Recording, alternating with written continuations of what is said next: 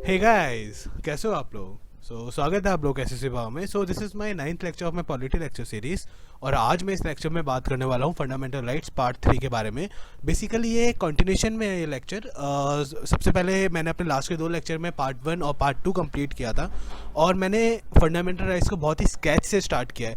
तो प्लीज़ मैं उन लोगों से रिक्वेस्ट करता हूँ जिन्होंने अब तक पार्ट 1 और पार्ट 2 नहीं देखा है, तो प्लीज़ इस लेक्चर को देखने से पहले पार्ट 1 देखिए, उसके बाद पार्ट 2 देखिए और मैं इस लेक्चर के डिस्क्रिप्शन में उनका लिंक दे दूंगा, तो प्लीज़ आप उसको देखिए। तो टाइम ना वेस्ट करते हैं, हम इस लेक्चर को आगे स्टार्ट करते हैं।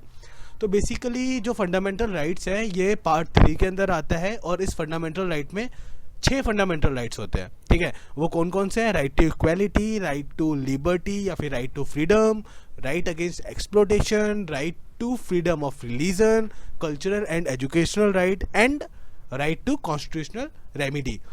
जो इसमें पहला राइट है राइट टू इक्वालिटी, मैं ऑलरेडी अपने पार्ट 2 फंडामेंटल राइट्स पार्ट 2 में मैं कंप्लीट कर चुका हूँ।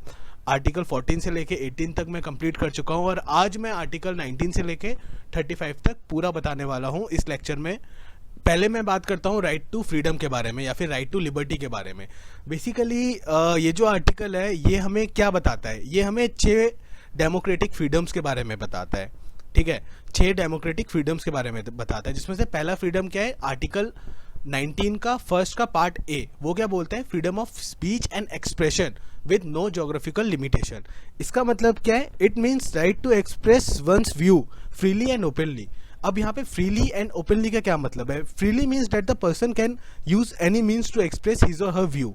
मतलब कोई भी मीडियम वो यूज़ कर सकता है अपने व्यूज़ को एक्सप्रेस करने के लिए, चाहे वो हो राइटिंग के थ्रू, चाहे वो बैनर के थ्रू हो, चाहे वो कोई स्पीच के थ्रू हो, या फिर किसी सिंबल को यूज़ करके वो अगर अपने व्यूज़ को एक्सप्रेस करना चाहता है तो फ्रीली वो कर सकता है। And second thing is openly. Openly का मतलब क्या हुआ?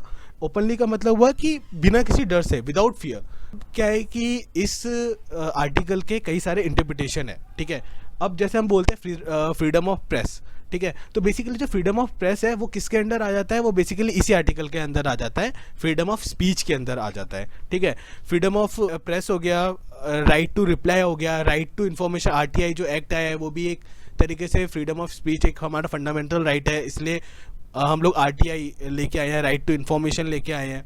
ठीक है, एंड राइट टू साइलेंस, ये सब चीज़ें इसके इंटरप्रिटेशन है कि मतलब इसका बहुत एक वाइड इंटरप्रिटेशन है, बहुत एक बड़ा इंटरप्रिटेशन है। ठीक है, हमारा सेकंड फंडामेंटल राइट है वो क्या है? Freedom of assembly. ठीक है, अब इसका मतलब क्या है? इसका मतलब क्या है कि किसी भी पर्सन को वो कोई भी पीसफुली, ठीक है, कोई भी असेंबली बना सकता है, बट उसमें क्या है कि ना ही वो आर्म्स का यूज कर सकता। ठीक है, और किस चीज के लिए? सिर्फ पीसफुली वो बना सकता है, पीसफुल के लिए। ठीक है, तो it should be for a peaceful purpose and without arm. ठीक है, अब हमारा थर्ड जो डेमोक्रेटिक फ्रीडम है कि आर्टिकल 19(1)(c) है, वो क्या बोलता है? Freedom to form an association, union और कोऑपरेटिव सोसाइटीज। ठीक है, इसका मतलब क्या है? It means right of an individual to join और not to join any group और ऑर्गेनाइजेशन। ठीक है, मतलब क्या है इसका कि किसी भी इंडिविजुअल का ये राइट है कि वो किसी भी एसोसिएशन को, यूनियन को वो ज्वाइन करे या फिर नहीं ज्वाइन करे। ठीक है, ये उसका खुद का राइट है ये। ठीक है, अब इसमें कुछ एक्सेप्शन है, वो क्या क्या है? जो हमारे आर्म्ड फोर्स होती है और पुलिस फोर्स होते हैं, मिलिट्री होती है। ठीक है, इनके लिए ये चीज़ नहीं है क्योंकि आर्म्ड फोर्स क्या है, वो एक पूरे फोर्स में रहेगी। ठीक है, तो ये एक एक्सेप्शन है इसमें। ठीक है, and second thing is what does not confer the right to strike और डिक्लेयर अ लॉकआउट। इसका मतलब क्या है कि अब हम ये नहीं बोल सकते कि ठीक है मैं एक यूनियन बनाता हूँ और मैं स्ट्राइक में बैठ जाता हूँ। ठीक है, तो बेसिकली ये चीज़ एज अ फंडामेंटल राइट नहीं है। ठीक है, राइट टू फ्रीडम के अंदर नहीं आता, तो ये चीज़ जो है ना, ये चीज़ नहीं होनी चाहिए। ठीक है, आप एसोसिएशन बनाओ, यूनियन बनाओ, किसी एक अच्छे पीसफुल पर्पस के लिए बना रहे हो, वेल एंड गुड। ठीक है, और अगर आपका ये मेन है कि आप स्ट्राइक करोगे या किसी फैक्ट्री के आगे स्ट्राइक करोगे और एक तरीके से वो बंद हो जाए, कुछ हो जाए, तो ये चीज़ इसके अंडर नहीं आती है। ठीक है, चलिए अब हमारा जो फोर्थ डेमोक्रेटिक फ्रीडम है वो क्या है? Freedom of movement. इसका मतलब क्या है कि right to move freely throughout India. अब इसमें क्या है? कुछ रिस्ट्रिक्शन है। अब वो कुछ रिस्ट्रिक्शन क्यों लगाए गए हैं? देखो, एक पहला जो रीज़न है वो इसलिए लगाया गया है क्योंकि सिक्योरिटी पर्पज़ के लिए। इंडिया की सिक्योरिटी पर्पस के लिए। दूसरा क्या है, दूसरा हमने इसलिए लगाया गया है कि जो हमारी जो ट्राइब्स है, ठीक है, उनके कल्चर को प्रोटेक्ट करने के लिए और उनके कल्चर को प्रमोट करने के लिए वहाँ, इसलिए हम लोग थोड़ा सा क्या लगाते हैं, रिस्ट्रिक्शन लगाते हैं। जैसे मैं आपको एक एग्जांपल देता हूँ। एक अंडमान निकोबार में एक ट्राइब है, जेहावा ट्राइब। तो जेहावा ट्राइब में क्या है कि सुप्रीम कोर्ट ने ये रिस्ट्रिक्शन लगा रखी है कि भाई जहाँ पे वो लोग रहते हैं ना, अंडमान निकोबार के एक आइलैंड में रहते हैं, वहाँ पे जो टूरिस्ट है वो लोग जा नहीं सकते हैं, रिस्ट्रिक्टेड एरिया है वो, वहाँ पे कोई नहीं जा सकता, कोई घूमने नहीं जा सकता, कोई टूरिस्ट पर्पस के लिए नहीं जा सकता। क्यों? क्योंकि उनका जो ट्राइब है ना, उनका जो कल्चर है, ठीक है, वो डिस्टर्ब हो जाएगा, ठीक है, उनकी लाइफ में इफेक्ट पड़ेगा। तो इस वजह से वहाँ पे सुप्रीम कोर्ट ने क्या कर रखा है, रिस्ट्रिक्शन लगा रखे हैं। तो इसलिए इसमें बोला है कि सब्जेक्ट टू सर्टेन रिस्ट्रिक्शन, तो कुछ रिस्ट्रिक्शन लगा सकते हैं, ठीक है। और थर्ड चीज़ क्या है, to maintain a public order, decency और मोरालिटी, ठीक है, मतलब पब्लिक ऑर्डर को मेंटेन करने के लिए हम लोग कुछ रिस्ट्रिक्शन लगा सकते हैं। किसमें? फ्रीडम ऑफ मूवमेंट में। तो इसलिए इसमें लिखा हुआ है सब्जेक्ट टू सर्टेन रिस्ट्रिक्शन। अब आते हैं अपने फिफ्थ डेमोक्रेटिक फ्रीडम में, जो कि है फ्रीडम ऑफ रेजिडेंस, ठीक है। अब इसका मतलब क्या है, फ्रीडम ऑफ रेजिडेंस का मतलब क्या है? इसका मतलब है राइट टू रिजाइड और settle in any part of the country, temporary और परमानेंटली। मतलब हर एक बंदे का, हर एक इंडिविजुअल का ये राइट है कि वो किसी भी कंट्री के किसी भी पार्ट में वो जाके रह सकता है, चाहे वो परमानेंटली रहे, चाहे वो टेम्परेरी रहे। पर इसके अंदर भी रिस्ट्रिक्शन है, जो मैंने बताया कि वो ट्राइबल एरिया में नहीं जा सकते या किसी और जगह नहीं जा सकते, तो वो सब चीज़ें हैं इसके लिए, ठीक है। सिक्स डेमोक्रेटिक राइट जो आता है वो हमारा होता है right to trade and occupation. अब इसका मतलब क्या है कि भाई हर एक के पास राइट है कि वो किसी भी प्रोफेशन को प्रैक्टिस कर सकता है, किसी भी ट्रेड को प्रैक्टिस कर सकता है, ठीक है, कोई भी बिजनेस वो कर सकता है, बट लेकिन कुछ एक लिमिटेड एरिया तक, ठीक है, टू अ सर्टेन रिस्ट्रिक्शन। अब इसमें रिस्ट्रिक्शन क्या है? अब कोई आम का, गोला बारूद का कोई बिजनेस करना चाहता है तो वो नहीं कर सकता ना, उसके लिए आपको लाइसेंस चाहिए होगा, ठीक है। तो वो हर एक के लिए नहीं है। शराब बेचने का जो लाइसेंस होता है वो गवर्नमेंट के पास होता है, वो हर एक के पास नहीं होता। तो इन कुछ एरिया में रिस्ट्रिक्शन लगाई गई है, ठीक है। तो यहाँ पे ये आर्टिकल 19 खत्म होता है, जिसके अंदर 6 डेमोक्रेटिक फ्रीडम्स हैं। हम आता है आर्टिकल 20 पे। आर्टिकल 20 क्या बोलता है? Protection in respect of conviction for offence. Basically there are 3 type of protection which have been given under this article. 3 type के प्रोटेक्शन है जो कि इस आर्टिकल के अंदर दिए गए हैं। वो कौन कौन से हैं? First one is the state shall not enact x post facto criminal legislation. अब ये x post facto criminal legislation का मतलब क्या है? इस जैसे एक गवर्नमेंट है, ठीक है, वो एक पर्टिकुलर डे पे एक लॉ बनाती है, ठीक है, और बट उसका वो इम्प्लीमेंटेशन उस दिन से नहीं करती है जब से लॉ बनाया, उससे पहले से करती है, 3-4 साल पहले से या 5 साल पहले से। तो इस चीज़ को बोलते हैं हम क्या? X post facto criminal legislation. अब जैसे मैं आपको एक एग्जांपल देता हूँ, जैसे कि अगर मैं हूँ, मैंने कोई एक क्राइम किया, ठीक है, और उसने कोर्ट ने मेरे को उसके लिए कोई सज़ा सुना दी और मैंने वो सज़ा कर ली है, ले ली है, बट लेकिन 5 साल बाद आज मैंने वो सज़ा ले ली, बट 5 साल बाद गवर्नमेंट आती है, गवर्नमेंट कोई आती है, उसने लॉ बनाया सेम क्राइम के लिए जो मैंने क्राइम किया था और मैं सज़ा ले चुका हूँ, ठीक है, जो मैंने क्राइम किया था उसके लिए अगर गवर्नमेंट कोई लॉ बनाती है, कोई डिफरेंट पनिशमेंट देती है, ठीक है, कोई डिफरेंट पनिशमेंट देती है, उसका वो इम्प्लीमेंटेशन 5 साल पहले से करती है या फिर 10 साल पहले से करती है, ठीक है। तो अब क्या होगा ना, इस केस में क्या होगा कि अब मैंने तो पनिशमेंट कुछ और ली है सेम उसी क्राइम के लिए, तो मुझे दोबारा से पनिशमेंट लेनी पड़ेगी जो राइट नाउ जो अभी का लॉ है उसके हिसाब से। तो इस चीज़ को बोलते हैं x post facto criminal legislation. तो इसमें यह बताया गया है कि जो स्टेट है वो x post facto criminal legislation को इनेक्ट नहीं करेगा, ठीक है। The state shall not enact x post facto criminal legislation, ठीक है। सेकंड प्रोटेक्शन क्या है? The state shall not practise double jeopardy, ठीक है। अब ये डबल जियोपार्डी का मतलब क्या है? डबल जियोपार्डी मतलब कि अगर किसी ने एक क्राइम किया, ठीक है, उसको एक सेम क्राइम के लिए 2 बार सजा नहीं मिल सकती, ठीक है, इसको बोलते हैं डबल जियोपार्डी, ठीक है। कोई किसी पर्सन को एक क्राइम के लिए 2 बार सजा नहीं मिल सकती, that is called what? Double jeopardy, ठीक है। तो the state shall not practise double jeopardy. Third point क्या है? The state shall not compel an individual to provide self incriminating evidence, ठीक है। अभी सेल्फ इंक्रीमिनेटिंग एविडेंस का क्या मतलब हुआ? सेल्फ इंक्रीमिनेटिंग एविडेंस का मतलब हुआ कि मतलब कोई भी किसी भी इंडिविजुअल को कंपेल नहीं कर सकता कि वो अपने खिलाफ कोई स्टेटमेंट दे जिससे उसको सजा हो सके, ठीक है। तो उसको बोलते हैं सेल्फ इंक्रीमिनेटिंग एविडेंस। मतलब क्या होता है कभी कभी, जैसे कि अगर आप मूवीज में देखते होगे तो पुलिस होती है वो क्या करती है कि वो फोर्सफुली स्टेटमेंट डलवाती है किसी को मार के या फिर उसको परेशान करके टॉर्चर करके, तो ये चीज़ गवर्नमेंट नहीं कर सकती है। तो ये इसमें ये लिखा है the state shall not compel an individual to provide self incriminating evidence. ये थर्ड टाइप का प्रोटेक्शन है आर्टिकल 20 के अंदर। ठीक है, चले अब हम आते हैं आर्टिकल 21। आर्टिकल 21 क्या बोलता है? Protection of life and personal liberty, मतलब राइट टू लाइफ। ठीक है, तो इसमें क्या है? No person shall be deprived of his life और personal liberty except according to procedure made by a law. ठीक है, बेसिकली ये जो आर्टिकल है ना, ये एक तरीके से कलरलेस आर्टिकल है। ठीक है, मतलब इसका कोई, अगर हम नॉर्मली बोले कि राइट टू लाइफ, इससे हम अब कोई इंटरप्रिटेशन हम लोग खुद से नहीं कर सकते, बट लेकिन जुडिशरी ने इसका एक बहुत वाइड इंटरप्रिटेशन दिया हुआ है। ठीक है, बहुत बड़ा इंटरप्रिटेशन दिया हुआ है। जैसे राइट टू डिग्निफाइड लाइफ, ये आपका राइट टू लाइफ के अंदर आता है। Right to shelter, right to work, right to silence, right to sleep, right to privacy, right to speedy trial, right to go abroad. तो ये सब चीज़ें हैं ना, ये सब राइट टू लाइफ के अंदर आता है। तो इसका एक बहुत बहुत बहुत बड़ा इंटरप्रिटेशन है जो कि जुडिशरी ने इसको इंटरप्रिटेट किया है, इस आर्टिकल को, आर्टिकल 21 को। इसका बहुत वाइड इंटरप्रिटेशन है। चलिए अब हम आते हैं आर्टिकल 21A में। आर्टिकल 21A क्या बोलता है? Right to education.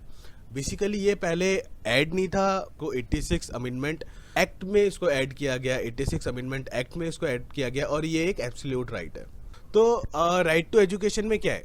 तो राइट टू एजुकेशन में है कि state shall pass free and compulsory education to the children of age 6 to 14। भाई स्टेट की ये ड्यूटी है, स्टेट को फ्री एंड कंपल्सरी एजुकेशन देनी है। किसको? चिल्ड्रंस को, जो कि किस एज ग्रुप के? 6 से 14 ईयर्स एज ग्रुप के, उनको फ्री एंड कंपल्सरी एजुकेशन देनी है। और ये जो एजुकेशन है ना, ये एलिमेंट्री एजुकेशन है, हायर एजुकेशन की हम बात नहीं कर रहे हैं यहाँ पे, सिर्फ और सिर्फ एलिमेंट्री एजुकेशन देनी है। ठीक है, ये गवर्नमेंट का एक तरीके से ड्यूटी है, गवर्नमेंट का को करना चाहिए ये। ठीक है, तो ये हमारे आर्टिकल 21A में लिखा हुआ है। ये एक फंडामेंटल राइट है हर ये चिल्ड्रन का 6 से लेके 14 को, कि उनको फ्री और कंपलसरी एजुकेशन मिलनी चाहिए, एलिमेंट्री एजुकेशन मिलनी चाहिए। तो ये आर्टिकल 21A हमें ये बताता है। ठीक है, चले अब हम आते हैं आर्टिकल 22। आर्टिकल 22 क्या बोलता है? आर्टिकल 22 बोलता है protection against arrest and detention. ठीक है, अब इसका मतलब क्या है? देखो इसमें क्या है कि no person who is arrested shall be detained in custody without being informed on which ground he is arrested and shall be brought before magistrate within 24 hour of arrest. अब इसमें क्या है कि अगर कोई पुलिस, ठीक है, arrest करती है किसी पर्सन को, ठीक है, किसी एक पर्टिकुलर क्राइम के लिए या फिर किसी भी चीज़ के लिए, तो वो जो ग्राउंड है ना, जिसके उसमें इसको अरेस्ट किया हुआ है, किसी पर्सन को अरेस्ट किया है, तो वो ग्राउंड की इंफॉर्मेशन उसको देनी पड़ेगी कि आपको अरेस्ट क्यों किया है। ठीक है, या कस्टडी में लिया है तो क्यों लिया है।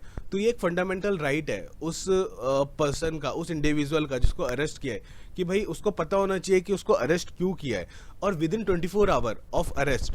ठीक है, अरेस्ट करने के बाद 24 घंटे के अंदर उसको किसी मजिस्ट्रेट के आगे लेके आना है, वहाँ पे उसकी सुनवाई होगी। जो भी केस का आगे जो भी चलेगा, जो भी केस होगा वो मजिस्ट्रेट के आगे होगा, और उसको मजिस्ट्रेट के आगे लेके आना है विद इन 24 आवर। ठीक है, अब इसमें कुछ एक्सेप्शन है। वो क्या है? अगर एलियन एनिमी है, एलियन एनिमी का मतलब हो गया जो फॉरेन कंट्री, ठीक है, जिनके साथ हमारा अच्छा रिलेशन नहीं है और उनका कोई सिटीजन है हमारे इंडिया में, that is called alien enemy.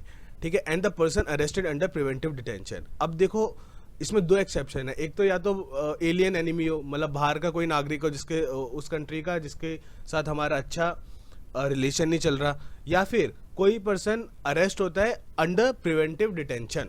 ठीक है, अब आप सोच रहे होगे प्रिवेंटिव डिटेंशन क्या होता है। देखिए सबसे पहले मैं आपको बताता हूँ कि डिटेंशन क्या होता है। डिटेंशन बेसिकली दो टाइप के होते हैं, एक होता है प्यूनिटिव डिटेंशन, एक होता है preventive detention.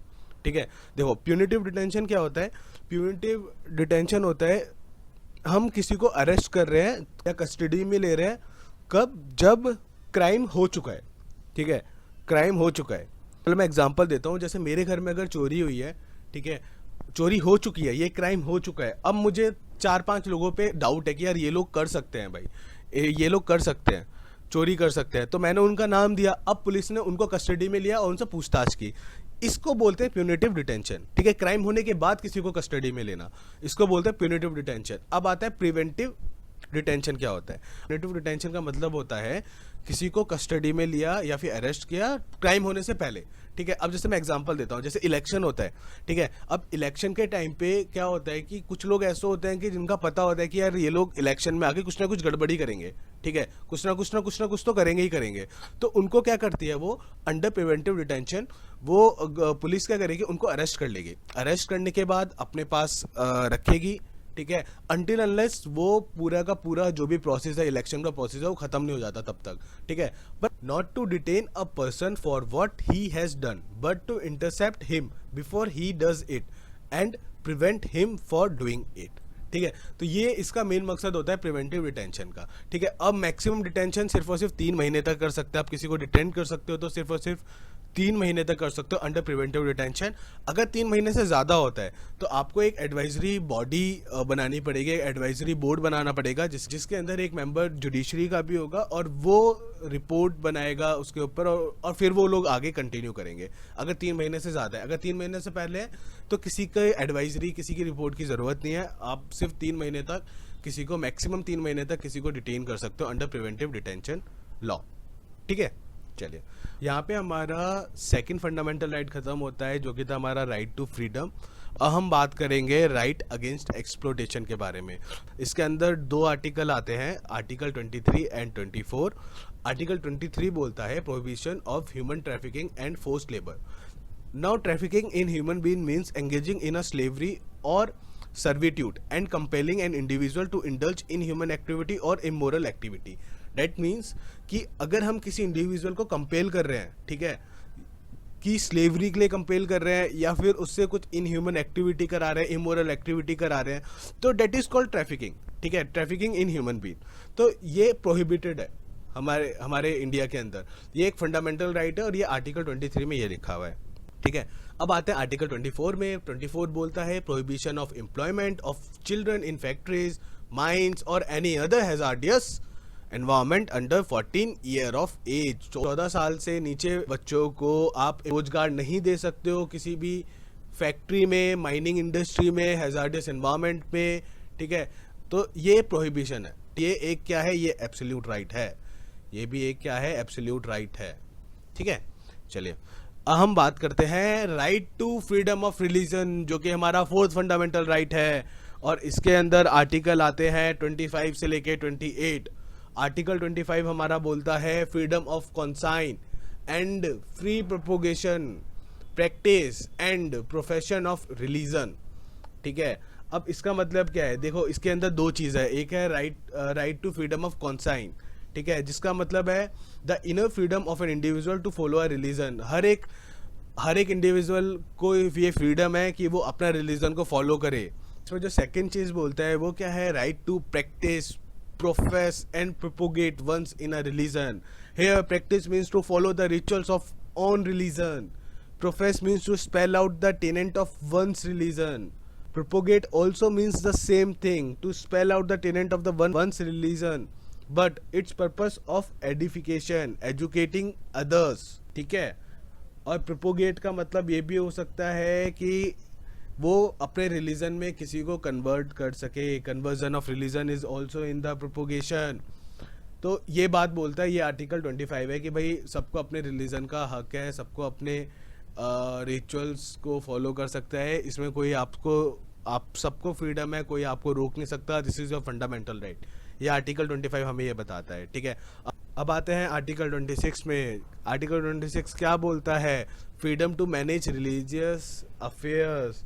It means it provide for the right of denomination. Denomination means a group of people following a particular religion. कुछ group of people अगर वो एक particular religion को follow करते हैं उसे बोलते हैं denomination, ठीक है। अब इसमें क्या है कि they can administer their own affairs in religion, they can establish their own religion and charitable institute, they enjoy the right to property, to administer such property in accordance with the law, ठीक है। तो ये चीज़ें आती हैं article 26 में। अब हम बात करते हैं आर्टिकल 27 में। आर्टिकल 27 क्या बोलता है, आर्टिकल 27 बोलता है freedom from taxes for promotion of any particular religion. Tax में एकदम फ्री है, मतलब आप टैक्स नहीं देना होता है रिलीजियस ग्राउंड में टैक्स नहीं देना है, no tax should be imposed on religious ground and tax collected not to be used for religious purpose. ठीक है, तो ये आर्टिकल 27 हमें बताता है। आर्टिकल 28 क्या बोलता है? आर्टिकल 28 बोलता है freedom from attending religious instruction. अब इसका मतलब क्या है? What is in this article? Actually it prescribe that whether religious instruction can be given in educational institute और not. For this purpose, Article 28 has classified the educational institute into 4 group. Article 28 में education institute को 4 group में इसने divide किया हुआ है। ठीक है, इस बेसिस पे कि उनको रिलीजियस इंस्ट्रक्शन देने चाहिए अपने एजुकेशनल इंस्टीट्यूट में या नहीं। ठीक है, अब एजुकेशन इंस्टीट्यूट को 4 ग्रुप में जो बांटा गया आर्टिकल 28 में, वो कौन कौन से हैं? सबसे पहला है the institute which are owned and administered completely by the state. ठीक है, वहां पे no religion instruction can be imparted, कोई रिलीजन इंस्ट्रक्शन नहीं देना होगा। ठीक है, नहीं कोई दे सकता। सेकेंड टाइप का इंस्टीट्यूशन क्या है? Institution which are aided partly by the state. यहाँ पे क्या है? रिलीजन इंस्ट्रक्शन दे सकते हैं बट स्टूडेंट को कंपेल नहीं कर सकते कि तुम वो उन इंस्ट्रक्शन को फॉलो करे या फिर एंटरटेन करे। ठीक है, थर्ड टाइप का इंस्टीट्यूशन होता है institution which are recognised by the state. यहाँ पे क्या है कि द रिलीजन इंस्ट्रक्शन दे सकते हैं बट कोई कंपल्सन नहीं है स्टूडेंट पे कि वो फॉलो करे या नहीं करे। फोर्थ वन, जो लास्ट कैटेगरी है, वो क्या है? The institute which has been established by charitable endowments but are administered by the government और बाय द स्टेट। अब इसका जैसे एग्जांपल है, जैसे संस्कृत विद्यापीठ हो गया, मदरसा हो गया। अब इन सब में रिलीजियस इंस्ट्रक्शन भाई देते हैं और स्टूडेंट को कंपेल भी किया जाता है कि वो इसको एंटरटेन करे और उसको अंडरटेक करे, उसको फॉलो करे। ठीक है, क्योंकि अब ये क्या है ना, ये पूरा का पूरा रिलीजियस से रिलेटेड स्कूल होता है। अब जैसे संस्कृत विद्यापीठ है, मदरसा है, ये सब क्या है? एक तरीके से रिलीजन स्कूल ही हुए, रिलीजन इंस्टीट्यूट हुए। तो यहाँ पे ऑब्वियसली रिलीजन इंस्ट्रक्शन देंगे और स्टूडेंट को कंपेल भी किया जाता है, स्टूडेंट को बोला जाता है कि आपको फॉलो करना पड़ेगा। अब if you are the part of this institute तो आपको फॉलो करना ही पड़ेगा। तो ये आता है आर्टिकल 28 पे। ठीक है, और यहाँ पे हमारा right to freedom of religion खत्म होता है। हम आते हैं अपने 5th फंडामेंटल राइट में, जिसका नाम है कल्चर एंड एजुकेशनल राइट। इसके अंदर 2 आर्टिकल हैं। आर्टिकल 20 हमें क्या बताता है? Protection of interest of minority. ठीक है, इसमें क्या है? Minority and everyone have right to conserve his culture, script and language and can establish educational institute for the same. इसमें क्या है कि हर एक माइनॉरिटी को ये राइट है कि वो अपना कल्चर, अपना लैंग्वेज, अपना स्क्रिप्ट, ठीक है, उसको कंजर्व कर सके। ठीक है, और अपने लिए, अपनी कास्ट के लिए, अपने माइनॉरिटीज़ के लिए, ठीक है, वो एजुकेशन इंस्टीट्यूट बना सके। ठीक है, ये आर्टिकल बोलता है हमारा 29, ये एक फंडामेंटल राइट है। ठीक है, आर्टिकल 30 क्या बोलता है? Right of minorities to establish and administer educational institute. अब इसका मतलब क्या है? इसमें क्या बात होती है कि all minority whether based on religion और language shall have a right to establish and administer education institute of their choice. अब इसमें क्या है कि हर एक माइनॉरिटी को, चाहे वो लैंग्वेज के बेसिस पे हो, चाहे वो रिलीजन के बेसिस पे हो, हमारे इंडिया में उनके पास राइट है कि वो अपने लिए कोई भी इंस्टीट्यूट को बना सकते हैं, अपनी कास्ट के लिए, अपनी माइनॉरिटी के लिए, अपनी कम्युनिटी के लिए। ठीक है, वो कोई भी इंस्टीट्यूट बना सकते हैं और उसको चला सकते हैं और उसको एडमिनिस्टर कर सकते हैं। ठीक है, तो ये आर्टिकल का ये मतलब है। तो आर्टिकल 30 होता है और यहाँ पे हमारा कल्चर एंड एजुकेशनल राइट, जो कि हमारा 5th फंडामेंटल राइट था, वो यहाँ पे खत्म होता है। हम आते हैं 6th फंडामेंटल राइट में, जो कि है हमारा राइट टू कॉन्स्टिट्यूशनल रेमेडी। ठीक है, इसके अंदर आर्टिकल 32 आता है। ठीक है, अब 32 का जो पार्ट 1 है वो क्या बोलता है? ठीक है, अब ये 32 के कुछ पार्ट्स हैं जो कि इंपॉर्टेंट है। ठीक है, जो पार्ट 1 है वो क्या बोलता है? वो बोलता है empower an individual to approach the supreme court if the fundamental rights are violated और if they are not enforced. ठीक है, अब इसका मतलब क्या है कि हर एक इंडिविजुअल के पास ये पावर है, ये उसके पास राइट है। अगर उसका कोई भी फंडामेंटल राइट को कोई वायलेट करता है या फिर वो उसको फॉलो नहीं कर पा रहा है या वो उसको यूज़ नहीं कर पा रहा है, वो उस पर कहीं ना कोई रिस्ट्रिक्शन कर रहा है, ठीक है, तो वो इंडिविजुअल सुप्रीम कोर्ट के पास जा सकता है कि भाई मेरा फंडामेंटल राइट को वायलेट किया जा रहा है, ठीक है, और मैं इसको एनफोर्स नहीं कर पा रहा हूँ। ठीक है, तो ये एक फंडामेंटल राइट है। आर्टिकल 32(1) में ये चीज़ बात करते 32(1) आर्टिकल 32(1) हमें ये बताता है, ठीक है। आर्टिकल 32(2) में आते हैं, इसमें क्या है कि under this supreme court has been empowered to issue writs for the enforcement of the fundamental rights. Supreme court के पास ये सुप्रीम कोर्ट के पास ये पावर है कि वो रिट्स इशू कर सकता है, किस चीज़ के लिए? फंडामेंटल राइट्स को एनफोर्स करने के लिए, ठीक है, and for the enforcement of the fundamental rights, ठीक है। अब मैं आपको बताता हूँ रिट्स है क्या, what is a writ. Writs judiciary का कमांड है, कोर्ट का कमांड है, जो कि एक रिटन फॉर्म में होता है, ठीक है, जिसको फॉलो करना ही पड़ेगा, ठीक है। ये एक रिटन फॉर्म में कमांड होता है, किसका? कोर्ट का। उसको बोलते हैं क्या? रिट, ठीक है। क्या बोलते हैं उसको? रिट्स बोलते हैं। अब सबसे पहला जो रिट है वो होता है हैबियस कॉर्पस, जिसका मतलब होता है टू हैव अ बॉडी। अब ये रिट किस लिए होता है? ये रिट होता है to release a person who has been detained unlawfully whether in prison और in private custody. Basically it is issue in a case of illegal detention और अनलॉफुल कन्फाइनमेंट, ठीक है। It is issue to protect the personal liberty of an individual. एक personal liberty, एक individual की personal liberty को protect करने के लिए ये रिट को इशू किया जाता है। If it is issued then the person will have to be produce before the court.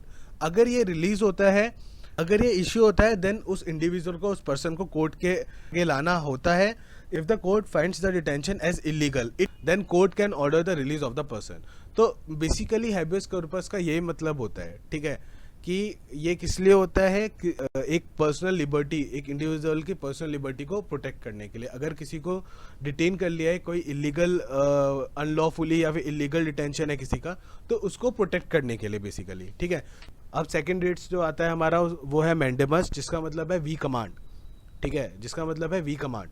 अब बेसिकली ये रेट क्यों इशू किया जाता है? To secure the performance of public duty by a lower court, tribunal और public authority which they fail to do on their own.